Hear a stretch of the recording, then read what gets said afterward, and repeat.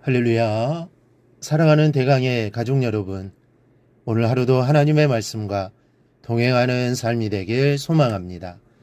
오늘 함께 나눌 하나님의 말씀은 고린도전서 6장 12절에서 20절 말씀입니다.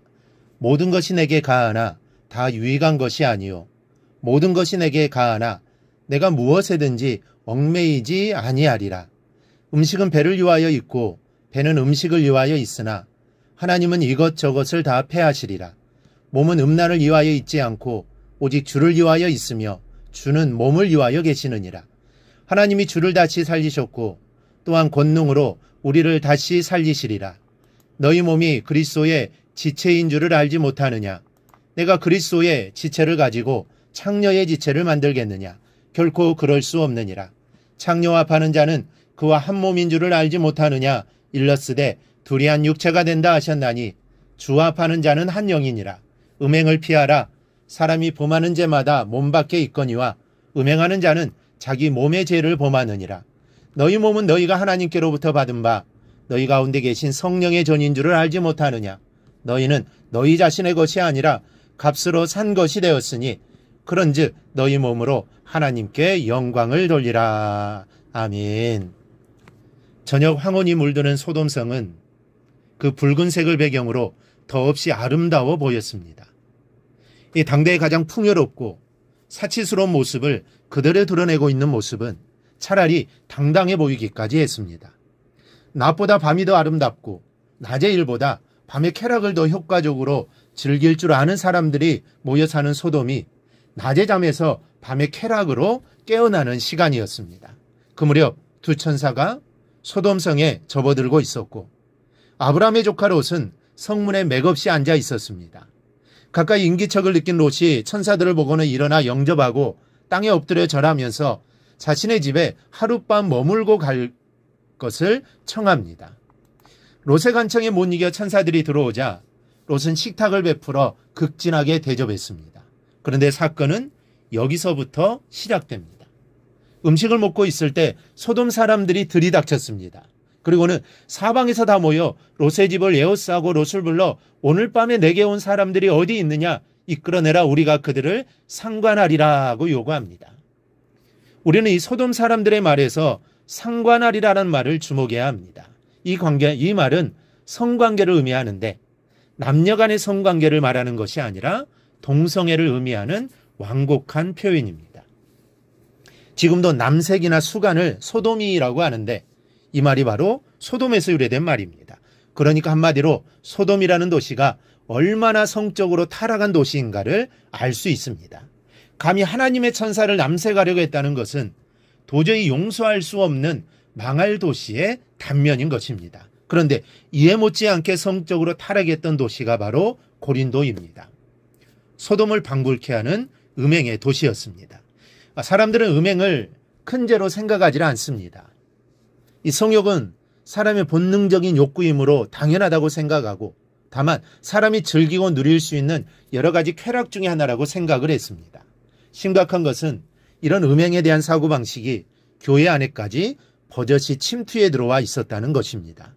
이 당시 성행하던 음행이 하나님의 거룩한 교회에 반드시 제거돼야 할 문제가 되어 있었습니다. 고린도 교회 교인들은 그리스도인의 자유에 대해 오해를 하고 있었습니다. 그리스도의 죽으심으로 우리는 죄와 옛사람과 율법과 죽음에서 자유하게 되었다까지는 건전하고 올바른 복음적인 자유입니다. 그런데 고린도 교인들은 여기서 지나쳐 성도의 자유란 자신이 기뻐하는 일을 마음대로 할 수 있는 것이라고 생각한 것입니다. 그래서 음행에 있어서도 자유로운 것이 주께서 주신 자유의 일면이라고 생각하고 있었던 겁니다. 오늘 바울은 이런 고린도 교인들에게 그리스도인이 소유하고 있는 자유를 음행과 연관하여 확실하게 기준을 정해주고 있습니다. 12절을 보면 모든 것이 내게 가하나 다 유익한 것이 아니요 모든 것이 내게 가하나 내가 무엇이든지 얽매이지 아니하리라. 그러면서 이어 말합니다. 우리는 그리스도를 머리로 한 지체이니 우리의 몸은 음란을 위하지 말고 오직 주를 위하여 한다라는 것입니다. 다시 말하면 우리의 몸을 나 자신이 기뻐하는 일에 쓸 것이 아니라 머리 되시는 주님께서 기뻐하시는 일에 사용해야 한다는 것이죠. 그리고 나서 몸은 하나님의 성전이니 음행으로 더럽히지 말아야 하며 음행은 하나님의 성전을 더럽히는 죄라는 사실을 강조합니다. 우리 몸은 하나님의 성전입니다. 주님의 핏값으로 우리를 사셨습니다. 그래서 우리는 내 것이 아니라 하나님의 것이죠. 그러니 하나님의 성전을, 우리의 몸을 더럽혀서는 안 됩니다. 깨끗하게 해야 합니다. 거룩하게 해야 합니다. 오늘 말씀은 음행으로 더럽히지 말라고 합니다. 그리고 이것은 죄라고 말씀합니다. 오늘 본문은 음행을 이야기하지만 음행뿐만 아니라 하나님의 성전인 내 몸은 깨끗하게 하지 못한 모든 것입니다. 그런 것으로부터 내 몸을 거룩하게 하는 것이죠. 그런데 어디 이런 성적인 혼란이 소돔뿐입니까? 고린도 교회에 관한 옛날 이야기들 뿐입니까? 이것은 지금 우리의 이야기입니다.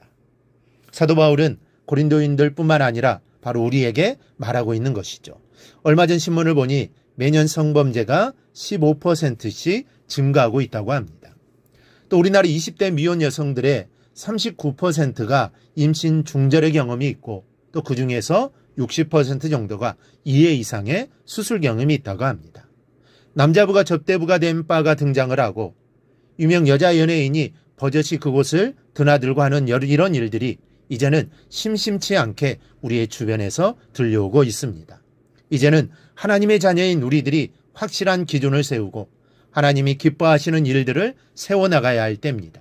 여러분, 우리의 몸은 음행을 위하여 있는 것이 아닙니다. 우리의 몸은 그리스도의 지체입니다. 우리의 몸은 나 자신의 것이 아니라 하나님의 것입니다. 그러므로 하나님께 영광을 돌리는 삶을 살아야 합니다. 하나님이 기뻐하시는 삶을 살아야 합니다. 그렇게 살아가는 것이 바른 삶이고 하나님이 원하시는 삶입니다. 그리고 기도하십시다.